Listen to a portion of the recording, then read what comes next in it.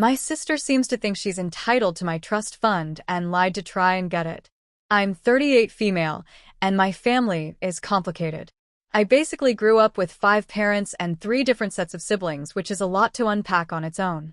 As a child, I lived in the US with my adoptive parents, but things weren't great. A lot of trauma, a budding drug problem, and by the time I was 9, I ended up moving back to the UK. Before my US dad passed away, he set up a trust specifically to help me with mental health, housing, or whatever I needed to stay afloat.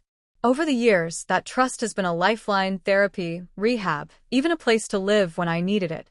It's the only reason I've been able to survive everything I went through. In my teens, I reconnected with my biological parents and their kids. It wasn't easy for anyone, understandably.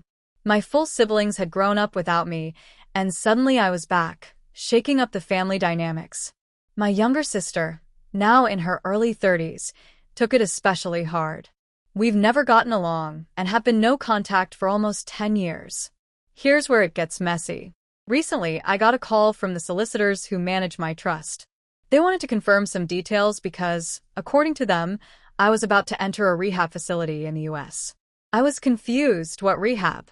Turns out my sister had contacted them pretending to be from a rehab center.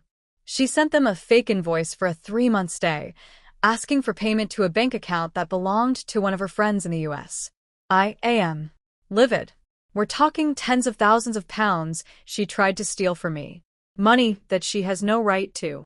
She never met my adoptive parents, never had any connection to them. She's had a normal life. Both parents, no major dramas, university paid for, family holidays. And now she thinks she can take from me because she wants to buy a house? Her justification? I apparently ruined her childhood, and she didn't even have the decency to ask. Instead, she went for outright theft, this elaborate scheme to con the solicitors into paying her.